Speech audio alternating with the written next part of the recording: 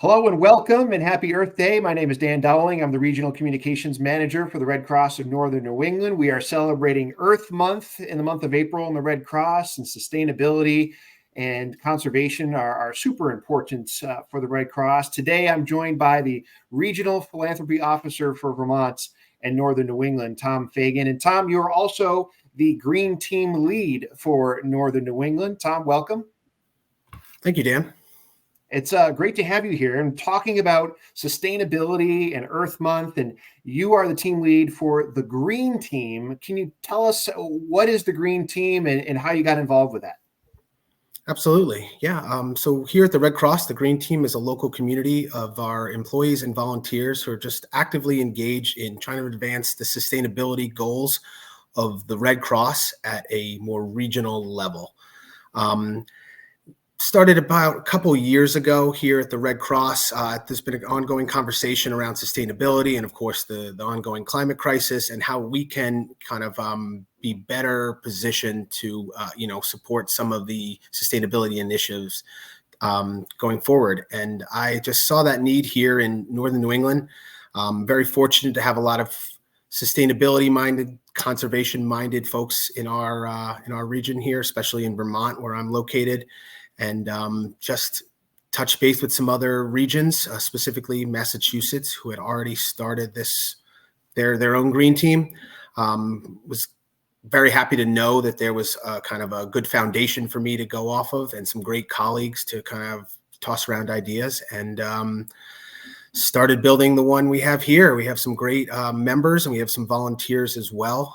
And volunteers, of course, make up 90% of our workforce here at the Red Cross. So those are as important, if not more important, than their employee and members as well. Absolutely. You mentioned the climate crisis and certainly the need for sustainability, across the organization. We're coming off our hottest year on record in the United States. We've certainly seen the signs of the climate crisis in the disasters that we respond to. But can you talk a little bit more about why sustainability is important to the Red Cross and maybe some of the goals that the Red Cross is kind of putting in place to kind of help us be more sustainable?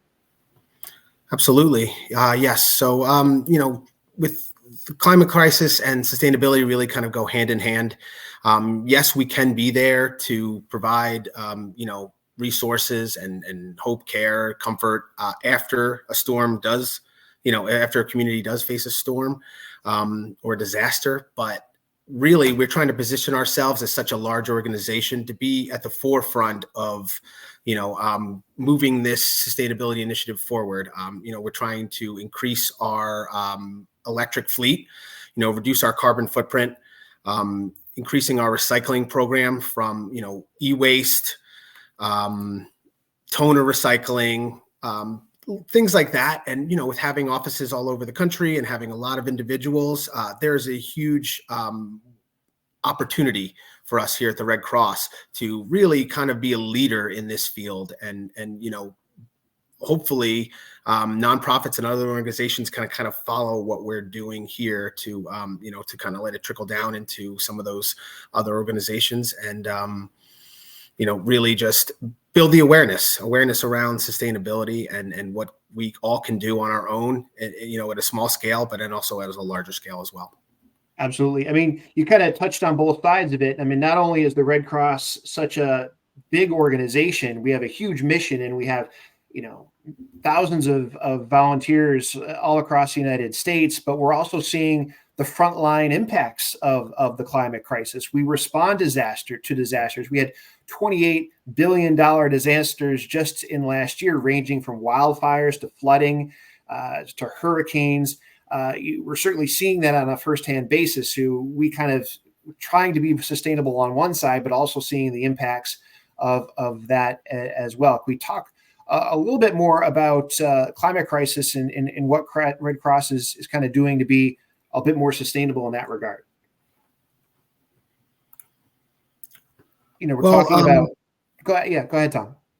Well, sorry, just a little bit kind of which you'd already really touched on, but those large-scale disaster responses, they take a lot of work, they take a lot of energy, they take, of course, a lot of human power, but really there are ways we can position ourselves to be prepared for these unfortunately, these inevitable disasters that will occur in certain regions. So we've really identified some of those areas, and we've positioned a lot of our resources, from vehicles to trailers to supplies, already in a region. So we don't need to kind of have that carbon footprint and need to shift things around, and then, of course, being able to kind of connect with some of those local groups, those local partnerships. While the Red Cross is a huge organization and we have our, a large area that we cover, we can't do it alone.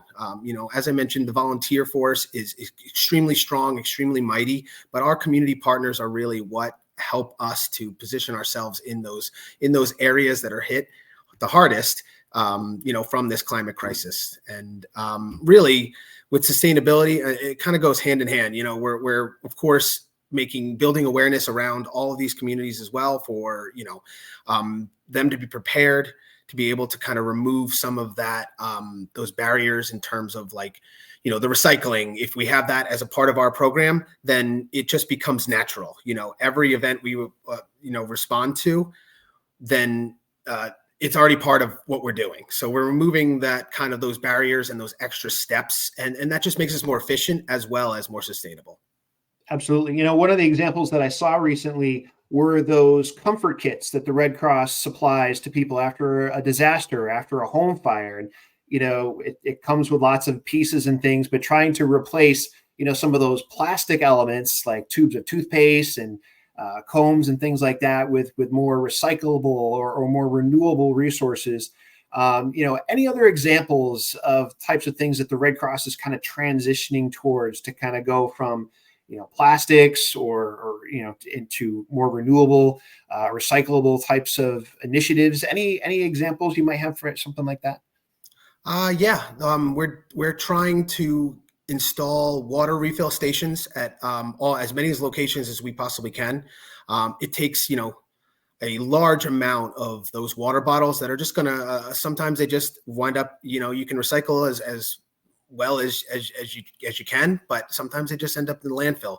So if we're removing again that kind of barrier of people even needing to worry about the water bottles, and we have those refill stations, it's going to be huge for us. At all of our blood donor stations, we want to make sure folks are hydrated. Of course, our humanitarian services as well want to make sure everyone's hydrated, want to make sure the water's available.